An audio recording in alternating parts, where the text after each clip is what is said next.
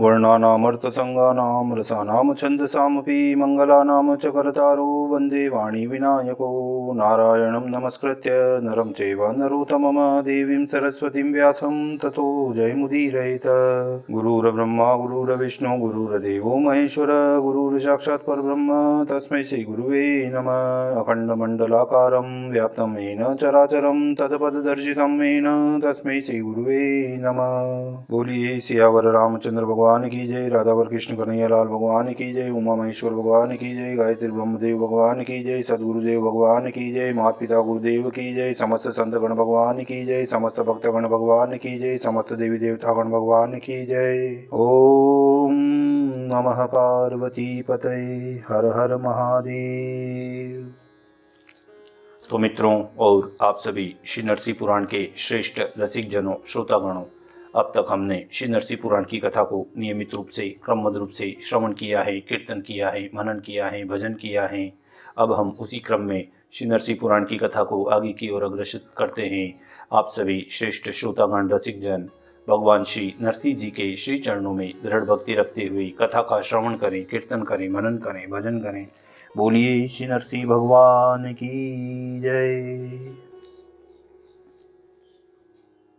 तो 61वें अध्याय में श्री हारित मुनि कहते हैं कि हे मुनियों, मैंने चारों वर्णों और चारों आश्रमों के धर्म का स्वरूप बतलाया है, जिसके पालन से उपरयुक्त ब्राह्मण आदि वर्ण के लोग स्वर्ग और मोक्ष भी प्राप्त कर सकते हैं।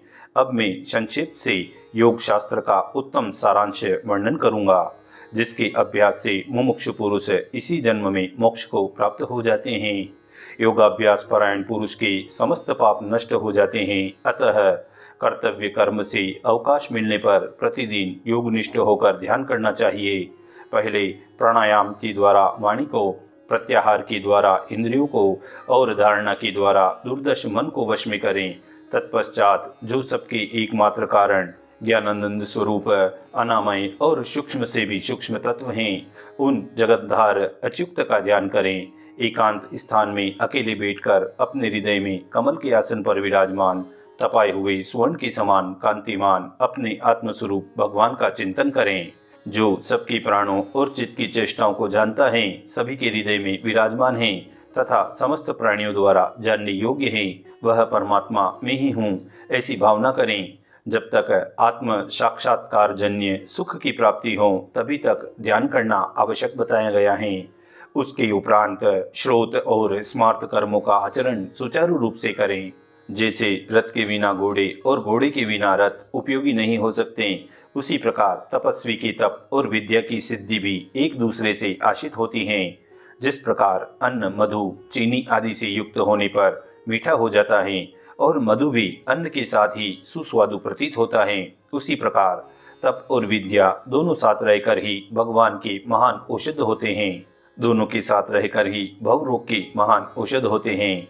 जिस प्रकार पक्षी दोनों के पंखों से ही उड़ सकते हैं, उसी प्रकार ज्ञान और कर्म दोनों से ही सनातन ब्रह्म की प्राप्ति हो सकती है। विद्या और तप से संपन्न योग तत्पर ब्राह्मण दैहिक द्वंद्वों को शीघ्र ही त्याग कर भवबंधन से मुक्त हो जाता है। जब तक देव याग मार्ग से जाकर जीव को परम पद की प्राप्ति नहीं होती, तब तक लिंग शरीर का विनाश कभी नहीं हो सकता। हे द्विजवरों, इस प्रकार वर्णों और आश्रमों के विभाग पूर्वक मैंने उन आश्रमों की संपूर्ण सनातन धर्म का संक्षेप से ही वर्णन कर दिया। तब मार्कंडेय जी कहते हैं, हे राजा सहस्त्रानिक, इस प्रकार हारित मुनि के मुख से स्वर्ग और मोक्ष रूप फल को देने वाले धर्म का वर्णन सुनकर वे ऋषिगण उन मुनीश्वर हारित को प्रणाम करके प्रसन्नता पूर्वक अपने अपने स्थान को चले गए। जो हारित मुनि के मुख से निर्गत इस धर्म शास्त्र का श्रवण करके इसके अनुसार आचरण करता है, वह परम गति को प्राप्त होता है। हे नरेश्वर, ब्राह्मण, क्षत्रिय, वैश्य और शूद्र के जो जो कर्म बताए गए हैं, उन अपने अपने वर्णोचित कर्मों का पालन करने वाले ब्राह्मण आदि सदगति को प्राप्त हो जाते हैं। इसके विपरीत आचरण करने वाला पुरुष तत्काल नीचे गिर जाता है। जिसके लिए जो धर्म बताए गए हैं, वह पुरुष उन्हीं धर्मों से प्रतिष्ठित होता है। इसीलिए आपत्ति काल के अतिरिक्त सदा ही अपने धर्म का पालन करना चाहिए। हे राजेंद्र, 4 ही वर्ण और 4 ही आश्रम हैं। जो लोग अपने वर्ण एवं आश्रम के उचित धर्म का पूर्णतया पालन करते हैं, वे परम गति को प्राप्त होते हैं। भगवान नरसिंह जी जिस प्रकार स्वधर्म का आचरण करने से मनुष्य पर प्रसन्न होते हैं, वैसे दूसरे प्रकार से नहीं होते। इसीलिए वर्ण धर्म के अनुसार ही भगवान नरसिंह का पूजन करना चाहिए।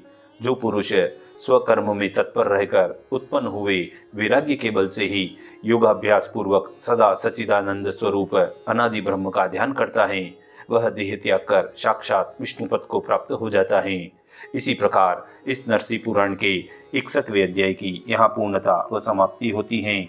इति श्री नरसिंह पुराणे योगाध्यायो नामेकषष्टितमो अध्याय पूर्णः। बोलिए श्री नरसिंह भगवान की जय।